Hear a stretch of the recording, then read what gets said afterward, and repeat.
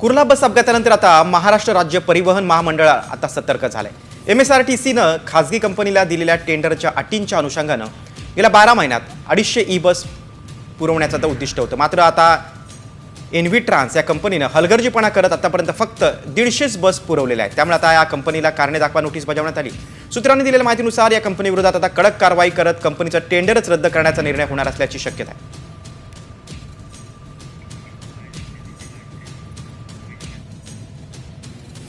मी त्यांना कारण दाखवा नोटीस देऊन एक तर त्यांनी त्या वेळेत न दिल्यामुळे त्याची कंपनी टर्मिनेट करायची का काय करायचं का त्याला एक संधी द्यायची ते आम्ही बोर्ड मीटिंग मध्ये चर्चा करतोय आणि त्याच्यामध्ये निर्णय करतोय।